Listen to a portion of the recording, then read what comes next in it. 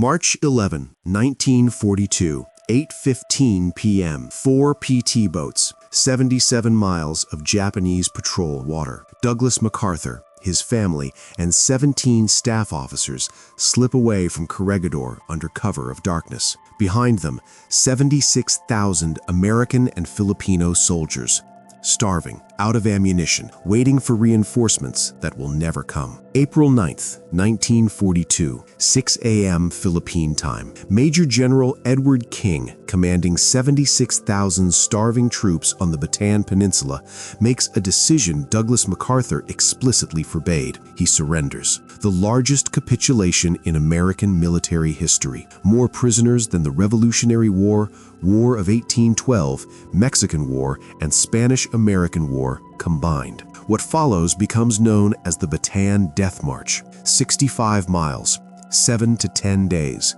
beatings, executions, men bayoneted for drinking from roadside puddles. Between 5,000 and 11,000 die before reaching Camp O'Donnell. MacArthur will write in his memoirs, "Nothing I experienced in war was more depressing." His chief of staff records something different in 1942. The general paces his office for hours, will not discuss Bataan, snaps at anyone who mentions the surrender. To understand why 76,000 men were left to this fate, and why MacArthur carried the guilt for 42 years, we need to go back to July 1941, when he believed he could defend the Philippines with one hand tied behind his back. July 26, 1941, President Roosevelt recalls Douglas MacArthur to active duty as commander of United States Army forces in the Far East. MacArthur is 61 years old. He's been in the Philippines since 1935, serving as military advisor to Commonwealth President Manuel Quezon. This is not just another assignment.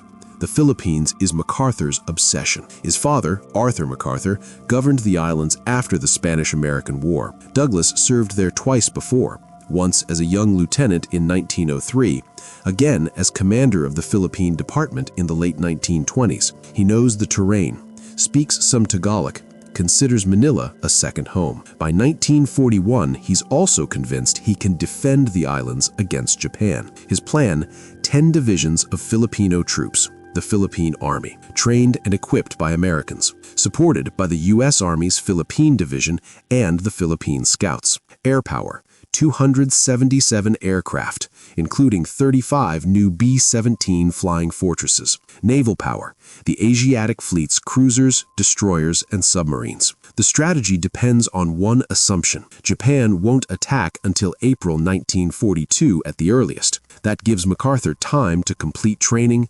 stockpile supplies, fortify beach defenses across 7,000 islands. Washington is skeptical. Army Chief of Staff Marshall warns MacArthur, the Philippines cannot be defended without massive reinforcements. The Navy cannot guarantee supply lines. If Japan attacks in 1941, you're on your own. MacArthur responds with supreme confidence. He cables Marshall on October 28, 1941. The Philippine garrison is now in a position to conduct a protracted defense. He tells a visiting journalist, "Give me 30,000 more men, and I'll hold these islands indefinitely." He never gets those men. What he gets, 69 days later, is Pearl Harbor. December 8th, 1941, 3:30 a.m. Manila time. Radio reports confirm Japanese attack on Pearl Harbor. MacArthur orders immediate alert. His B-17 bombers should strike Japanese bases on Formosa. Now, preemptive attack before Japan can hit the Philippines. Major General Louis Brereton, commanding Far East Air Force, requests permission to launch. MacArthur's Chief of Staff, Brigadier General Richard Sutherland, delays. The general is thinking. Hours pass. Brereton requests again.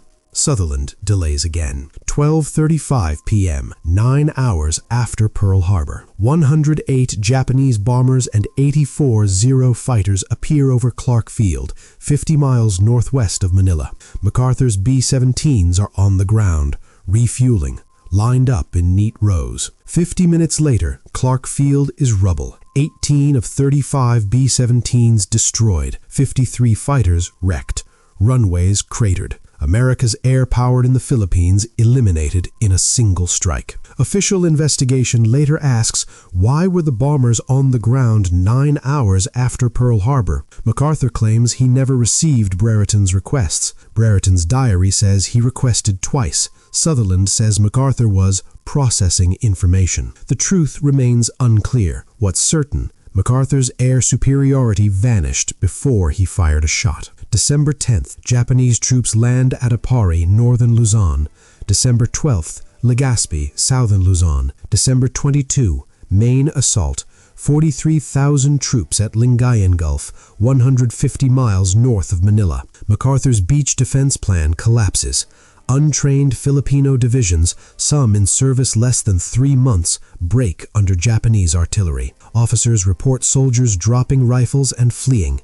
One regiment loses 80% strength in 2 days. December 23, MacArthur makes the decision that defines the campaign: abandon Manila, withdraw to Bataan Peninsula, execute War Plan Orange 3, hold Bataan and Corregidor Island, deny Manila Bay to Japan, wait for reinforcements from the United States. It's a sound tactical retreat, if executed, but War Plan Orange 3 assumes stockpiled supplies for 43,000 troops for 6 months. MacArthur is moving 80,000 troops, plus 26,000 civilians, and the supply depots? Still in Manila. 50 million bushels of rice, massive ammunition dumps, medicine, fuel. MacArthur's Quartermaster Corps has 48 hours to evacuate it all. They move a fraction. The rest burns before Japanese arrival.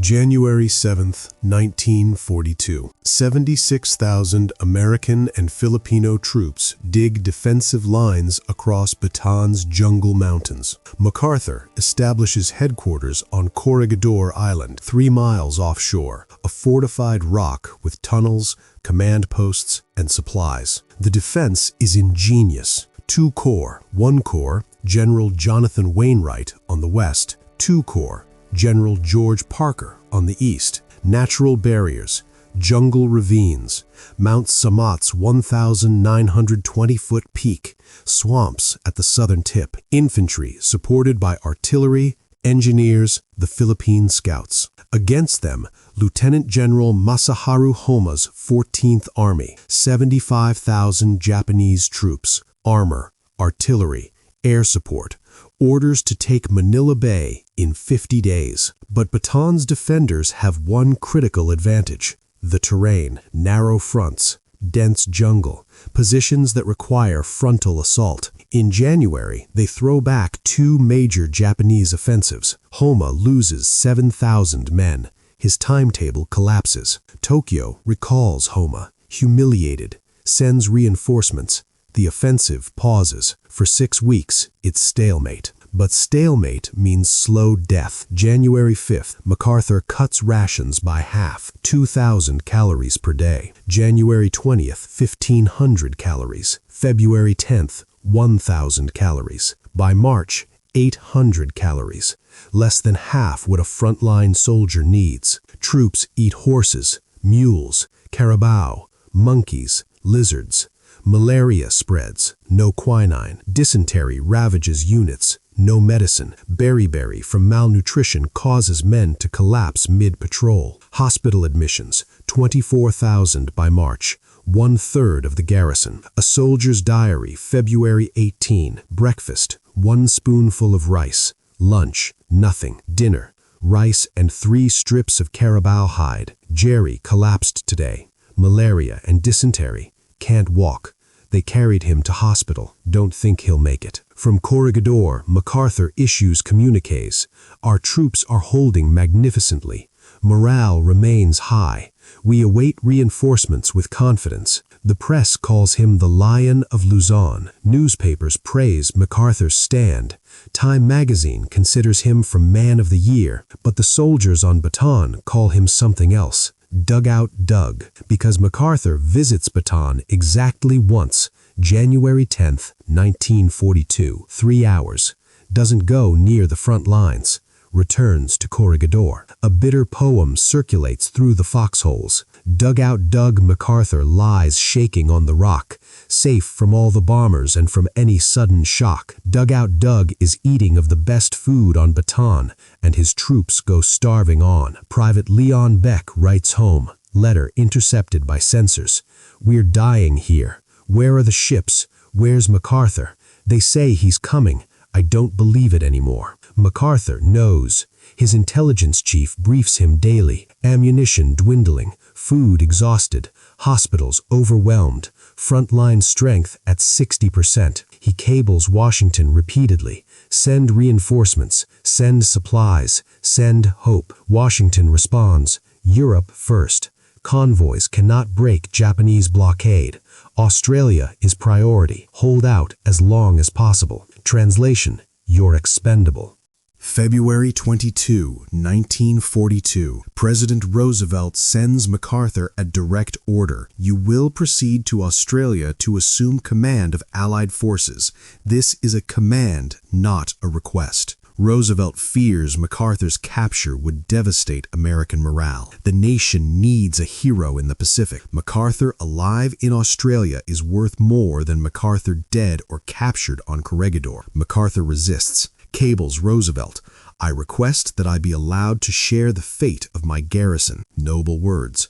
But Roosevelt insists. Marshall insists. February 23rd, the decision is final. Prepare to depart immediately. MacArthur must leave behind not just soldiers, but the life he built, his penthouse apartment in Manila, his belongings, his reputation as the defender of the Philippines. March 11th, 1942, MacArthur, his wife Jean, 4-year-old son Arthur, Chinese ama Ah Chu, and 17 staff officers board 4 PT boats at Corregidor, commanded by Lieutenant John Bulkley. The plan? Run 560 miles south to Mindanao through Japanese-controlled waters, transfer to B-17s, fly to Australia. Travel time? 35 hours by boat, through seas crawling with enemy destroyers. 8:15 p.m. Engines roar. MacArthur's boat, PT-41, slips into Manila Bay darkness. Sea state? Rough, 6-foot swells. The 77-foot plywood boat bucks and crashes. Jean MacArthur clutches Arthur in the tiny cabin. The boy vomits repeatedly. Ah Chu prays. MacArthur stands on deck, silent, watching Corregidor's lights fade. Bulkley navigates between Japanese patrols. No lights, minimum speed to reduce wake visibility. At dawn, they hide in coves among uninhabited islands. March 13th, they reach Cagayan, northern Mindanao. 4 B-17s arrive from Australia. MacArthur boards. 9 hours later, March 17th, 1942, he lands at Bachelorfield, Northern Territory, Australia. Australian reporters swarm. MacArthur hasn't prepared a statement. He improvises 3 sentences that become the most famous promise of the Pacific War. The President of the United States ordered me to break through the Japanese lines and proceed from Corregidor to Australia for the purpose, as I understand it, of organizing the American offensive against Japan, a primary object of which is the relief of the Philippines. I came through and I shall return. 3 words enter legend. I shall return. On Bataan, troops hear the news by radio. MacArthur has left. Gone to Australia, will organize relief. Reactions vary. Some understand the general can do more from Australia than a POW cage. Others feel abandoned, betrayed. Corporal Lester Tenney writes, MacArthur's pawn. He promised he'd never leave. Now we're alone. I don't blame him for following orders, but I can't shake the feeling. He saved himself and left us to die. General Wainwright assumes command. He knows what MacArthur knew. Bataan cannot hold much longer. April 3rd, 1942, 3 p.m. Japanese artillery opens fire across the entire Bataan front. 150 guns. Sustained bombardment for 5 hours. Then dive bombers. 50 aircraft pulverize American positions on Mount Samat. General Honma has returned with reinforcements.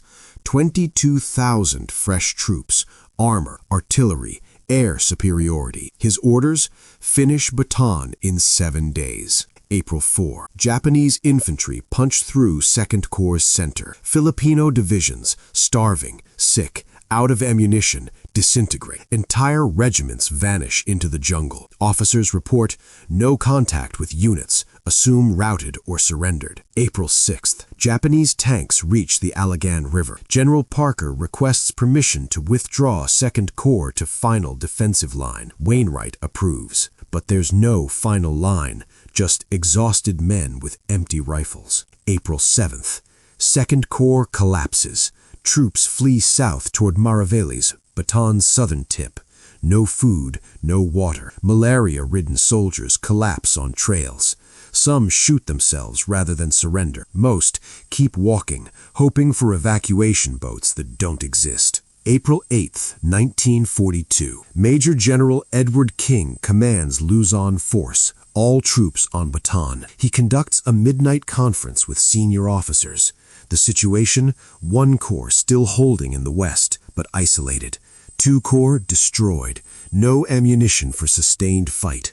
Hospitals overflowing. 24,000 men too sick to walk. King asks each officer, "Can we fight another day?" Unanimous answer, no. King faces an impossible choice. Wainwright on Corregidor has explicit orders from MacArthur, now in Australia: no surrender, fight to the last man. MacArthur cables Wainwright daily, "Hold Bataan, relief is coming." But King sees his men, starving, dying, out of options. He later writes, "I decided I would take the responsibility of surrendering without orders and thus save the lives of thousands of brave men who had fought gallantly for nearly 4 months. April 9th, 1942, 6 a.m. King orders white flags raised along Bataan's front. He sends officers to contact Japanese lines. "We wish to negotiate surrender terms." 12:30 p.m. King arrives at a damaged experimental farm station between the lines. Waiting, Colonel Motoo Nakayama, senior Japanese operations officer. No General Homa. He considers Bataan's defenders beneath his personal attention. King requests terms. Nakayama responds coldly. Unconditional surrender. No terms. King asks for guarantees. Treatment according to Geneva Convention, care for wounded, food for prisoners. Nakayama shrugs, says he'll do his best. No promises. King removes his pistol, places it on the table. Symbolic surrender of command. He asks how many men he's surrendering. Nakayama estimates 40,000. King corrects him, 76,000. Approximately 12,000 Americans, 64,000 Filipinos. Nakayama is stunned. Japanese intelligence estimated 25,000 defenders. The actual number is triple. Japan hasn't prepared logistics for 76,000 prisoners. No food stockpiled, no transportation arranged, no camps ready. This miscalculation proves catastrophic. April 9th, afternoon. Japanese soldiers collect prisoners along Bataan's roads. The march begins immediately. No rest, no food distribution, no medical care. 65 miles north to Camp O'Donnell. What becomes the Bataan Death March is not a planned atrocity. It's criminal negligence mixed with Japanese contempt for surrender. Bushido code teaches death before dishonor. Soldiers who surrender aren't warriors, they're contemptible. Japanese guards beat prisoners for walking too slowly, bayonet those who collapse, execute men for asking for water. Survivors later testify. Guards seemed surprised prisoners expected humane treatment. Sergeant Alf Larson, "They'd shoot you for stopping, shoot you for helping another man, shoot you for drinking from a puddle without permission. I saw a Japanese soldier bayonet a man for sitting down, just sitting." The march takes 7 to 10 days depending on starting point. No food provided for the first 3 days. Water from filthy carabao wallows. Dysentery spreads instantly. Men defecate while walking. Stopping means death. The column stretches for miles, littered with corpses. American estimates, 650 to 700 American deaths on the march, 5,000 to 10,000 Filipino deaths. Japanese records, captured post-war, suggest higher. Exact number unknowable. Many collapsed into jungle. Never counted. At Camp O'Donnell, conditions worsen. Overcrowded bamboo barracks, contaminated water, zero sanitation. Within 2 months, another 1,500 Americans die, 26,000 Filipinos. Total dead from Bataan's surrender through summer 1942, approximately 2,200 Americans, 31,000 Filipinos. The worst atrocity against U.S. forces in the Pacific War. April 9th, 1942, Melbourne, Australia. MacArthur receives cable from Wainwright. Bataan has fallen. King surrendered at 12:30 hours. Approximately 76,000 prisoners. MacArthur's immediate response, cable to War Department, 11:47 p.m. Bataan has fallen, but Corregidor still stands. The garrison has upheld the highest traditions of American arms. Their sacrifice will inspire future generations. Public statement, composed for press release. But MacArthur's private reaction. Brigadier General Charles Willoughby, MacArthur's intelligence chief, records in his diary, the general took the news without visible emotion, dismissed staff, remained in his office alone for 3 hours. When he emerged, he said nothing about Bataan, ordered maps of New Guinea brought immediately, began planning offensive operations. Sutherland writes later, MacArthur never mentioned the surrender directly to staff for weeks. When someone brought it up, he'd change the subject. He internalized it, carried it silently. But MacArthur cannot ignore it.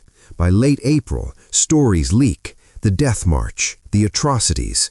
Survivors who escaped into mountains reach Australia by submarine, tell horrific accounts. May 1942, MacArthur receives detailed intelligence, prisoner treatment, death tolls, Camp O'Donnell conditions. He orders the information compiled but classified. Public release would damage morale and endanger remaining prisoners. He's right. Tokyo might retaliate against Bataan prisoners, but the secrecy also shields MacArthur from questions. Why did you leave? Why weren't they evacuated? Why did you promise relief that never came? Privately, MacArthur makes a vow, recorded by multiple staff members. I'm going back. I will liberate those men. I will free the Philippines, and I will make Japan pay for every American who died on that march. April 18th, 1942. President Roosevelt addresses the nation. He confirms Bataan's fall, praises defenders' courage, promises vengeance. But he doesn't mention MacArthur's departure, doesn't explain why 76,000 men were left without hope. Washington faces awkward questions from the press. If MacArthur escaped, why not evacuate troops? If the Philippines were indefensible, why reinforce them in 1941? Why promise relief that never came? Secretary of War Secretary Henry Stimson provides official answer. General MacArthur was ordered to Australia to command forces for offensive operations. Individual evacuation of 76,000 troops from besieged peninsula was impossible. Relieving Bataan would have required fleet assets unavailable with Japan controlling surrounding seas. Truthful, but incomplete. The deeper truth, Roosevelt and Marshall wrote off the Philippines in December 1941. Germany first, Europe priority. Pacific holds defensive line until 1943 at earliest. They never told MacArthur this clearly. Let him believe reinforcements might come. Better for morale, his and the garrison's, than explicit abandonment. March 25th, 1942. 2 weeks after MacArthur's escape, 2 weeks before Bataan's surrender, President Roosevelt awards MacArthur the Medal of Honor. Citation reads, "For conspicuous leadership in preparing the Philippine Islands to resist conquest, for gallantry and intrepidity above and beyond the call of duty in action against invading Japanese forces, and for the heroic conduct of defensive and offensive operations on the Bataan Peninsula." It's the Army's highest award. MacArthur becomes the first father-son pair to receive it. Arthur MacArthur earned his in the Philippines during the 1899 insurrection, but the timing sparks controversy. March 25th, Bataan still fighting. April 9th, Bataan surrenders. Critics ask, how can MacArthur receive America's highest military honor for a campaign that ended in catastrophic defeat? Marshall justifies the award. MacArthur's defense exceeded expectations. held 4 months instead of projected 4 weeks, tied down Japanese forces needed elsewhere, inspired American morale during dark months after Pearl Harbor. Publicly, Americans support the award. 1942 Gallup poll, 78% approve MacArthur's Medal of Honor. He's the hero America needs, the general who'll return to avenge Bataan. But Bataan survivors, rotting in prison camps, don't see it that way. Post-war interviews reveal bitterness. Sergeant Sidney Stewart, MacArthur got a medal for leaving us. We got 3 years in hell. Corporal Lester Tenney testifying to Congress in 1999. He abandoned us. That's the truth. Roosevelt ordered him out, yes, but MacArthur accepted the Medal of Honor for a defeat, for leaving men behind. I never forgave him. Neither did MacArthur forgive himself. The Bataan story comes from multiple sources, often contradictory. MacArthur's account, his memoirs, Reminiscences, 1964, describe Bataan as a desperate defense against overwhelming odds. He claims he requested evacuation of troops, but Washington denied resources. Says Roosevelt's order to leave was the most bitter moment of my life. Contemporary evidence. MacArthur Memorial Archives, Norfolk, Virginia, RG2, Radio Messages 1941-42. No cable requesting troop evacuation found. Cables focus on requesting reinforcements to continue defense, not withdrawal logistics. Wainwright's perspective. His memoir, General Wainwright's Story, 1946, states MacArthur's departure hurt morale, but was strategically necessary. He defends MacArthur's "I shall return" promise as genuine. He criticizes MacArthur's refusal to authorize surrender before April 9th, prolonged suffering unnecessarily. Bataan survivors. Over 800 oral histories collected by the University of North Texas, 1970s to 2000s. Opinions split. 40% blame MacArthur for abandonment, 35% understand strategic necessity, 25% neutral or mixed. Universal agreement. Dugout Doug nickname reflected real anger and foxholes, not just cynical humor. Could Bataan have been evacuated? Naval assessment. U.S. Naval War College Analysis, 1948, concludes evacuation of 76,000 troops from Bataan, December 1941, April 1942, was impossible. Required fleet assets unavailable. Japanese air and naval superiority made large-scale transport suicidal. Small-scale evacuation, 2,000 to 5,000 men by submarine and blockade runner, theoretically possible, but not attempted. Why not attempted? MacArthur never requested it. He believed until March 1942 that reinforcements would arrive. Evacuation would signal defeat, destroy morale. Once MacArthur left in March, Wainwright focused on defense, not withdrawal. Death March responsibility. Post-war trials prosecute General Homa and multiple subordinates. Homa executed 1946 for command responsibility. Key evidence? Japanese failure to prepare logistics for prisoners, guards' systematic brutality, execution of prisoners without cause. Japanese defense. Homa's attorneys argue chaos, not intent. Japanese logistics couldn't handle unexpected prisoner numbers. Courts reject defense. Homa's responsibility to ensure humane treatment regardless of surprise. American responsibility. No formal investigation into whether U.S. command bears responsibility for leaving troops unsupported. Congressional Inquiry 1946 concludes Philippines garrison performed beyond expectations. Surrender necessitated by unavoidable strategic circumstances. No culpability assigned to theater commanders. Translation: MacArthur not officially blamed, but history's judgment remains contested.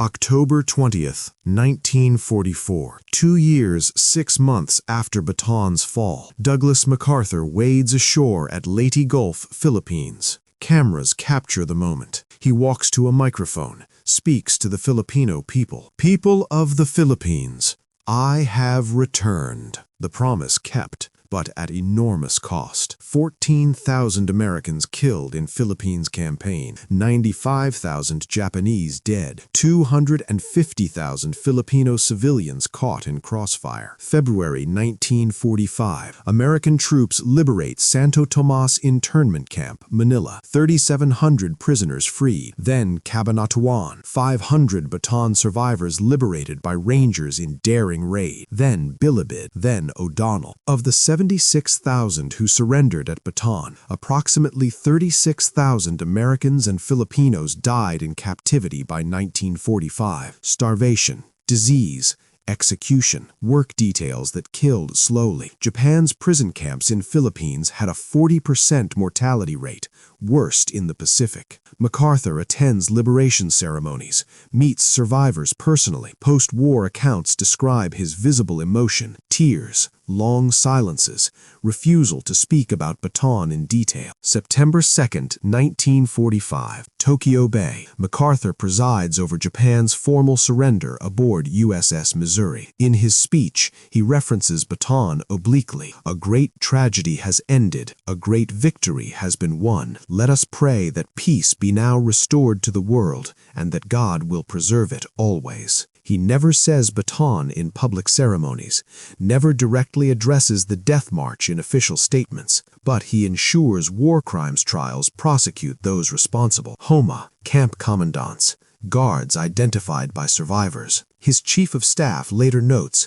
the general treated Bataan's prosecutions as personal mission, reviewed every major case file, approved every death sentence personally. This was justice and atonement. April 9, 1950, 8th anniversary of Bataan surrender. Found in MacArthur's private papers after his death, an unsent letter, apparently written to himself. 8 years ago today, I failed the men of Bataan. History may judge my departure necessary. Survival may excuse it, but no judgment erases the faces of those I left behind. No victory resurrects the dead. I wear the medal of honor they gave me. I carry the shame of what I could not prevent. Both are mine until death. MacArthur never mailed it, never published it, never showed it to staff, but he kept it, folded in his personal files for 14 years until his death in 1964. 76,000 men surrendered on April 9, 1942. Roughly half died in captivity. Douglas MacArthur lived another 42 years. He liberated the Philippines,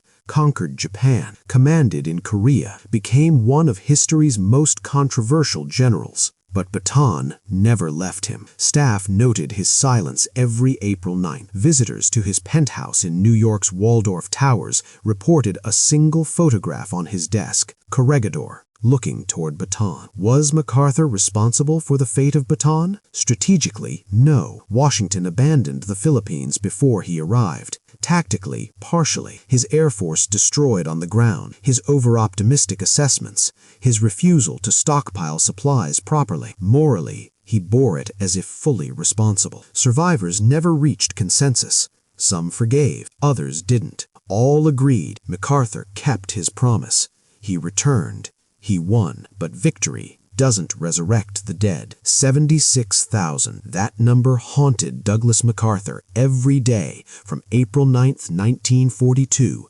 until his death on April 5, 1964, 4 days before another Bataan anniversary. History records his genius, his ego, his triumphs, but the men he left behind remain his most painful legacy. I shall return. He did. They didn't.